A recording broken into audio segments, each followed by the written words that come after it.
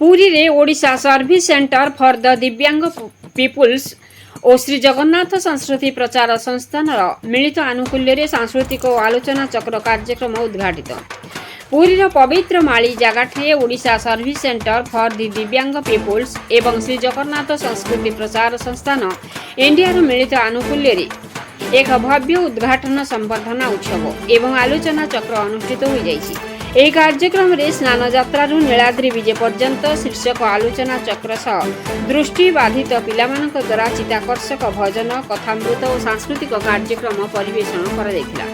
ଏହି ସାରସ୍ୱତ ଉତ୍ସବକୁ ପୁରୀର ମାନ୍ୟବର ଲୋକସଭା ସଦସ୍ୟ ଶ୍ରୀଯୁକ୍ତ ସମ୍ବିତ ପାତ୍ର ମୁଖ୍ୟ ଉଦ୍ଘାଟକ ଭାବେ ଯୋଗଦେଇ ପ୍ରଦୀପ ପ୍ରଜ୍ୱଳନ ପୂର୍ବକ ଆନୁଷ୍ଠାନିକ ଭାବରେ ଉଦ୍ଘାଟନ କରିଥିଲେ।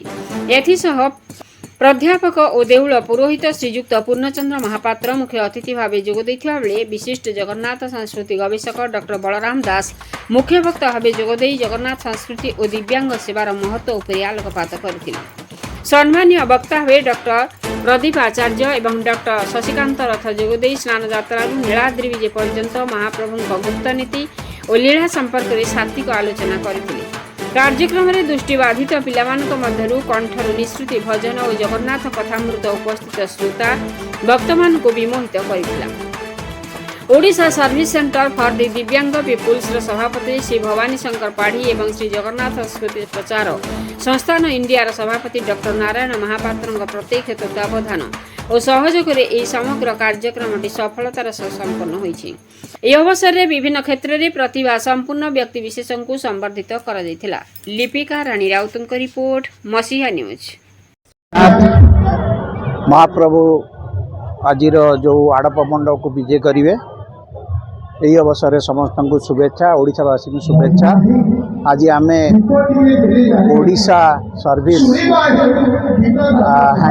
हैंडीक्राफ्ट दिव्यांग पीपुल्स ऑर्गेनाइजेशन और जगन्नाथ संस्कृति प्रचार संस्थान ऑर्गेनाइजेशन मिलित सहयोग में आज कार्यक्रम दिव्यांग भाई भौणी माने भजन परिवेषण करते।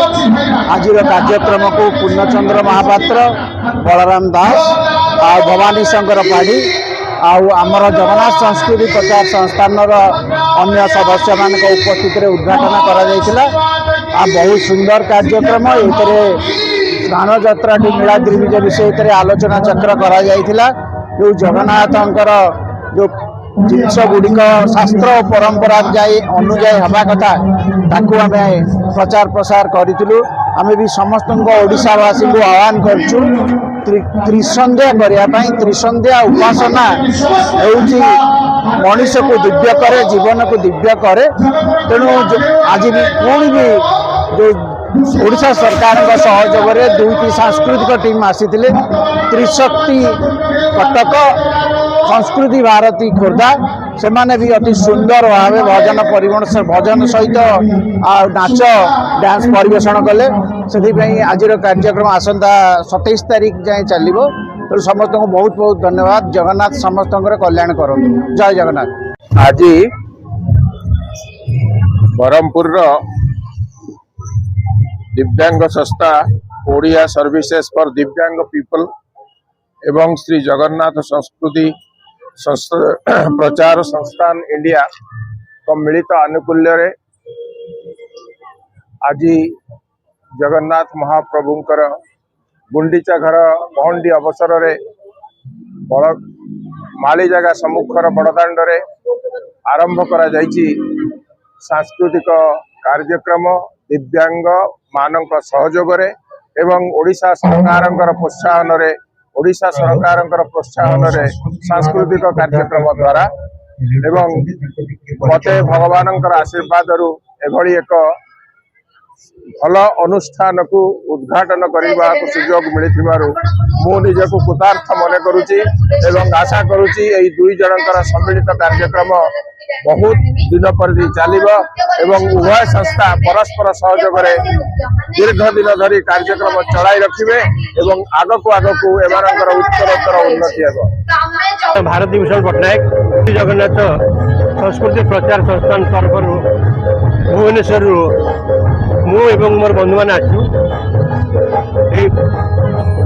पुरी रे आज दिव्यांग पिला द्वारा आयोजित एक भजन समारोह एवं श्री जगन्नाथ प्रचार संस्थान संस्कृति प्रचार संस्थान तरफ मिलित सहयोग एटी भजन समारोह चलती श्री जगन्नाथ आज हूँ रथरू आड़प मंडप को जीवार दिन जीवार समय एवं भी चलती तेणु यही एक पवित्र दिवस एवं मर्त्य वैकुंठ कहुवा पूरी श्रीक्षेत्र में आमे मैंने निजक धन्य मन करुचु एवं आशा करुचु ए जगतर समस्त लोकंकर कल्याण हो समस्त सुख शांति रे चलंतु चलंतु एवं सर्वे भवन्तु सुखिन सर्वे सन्तु निरामया सर्वे भद्राणि पश्यन्तु मां कश्चित् दुःख भाग भवे यही न्याय रे संसार चालू। जय जगन्नाथ।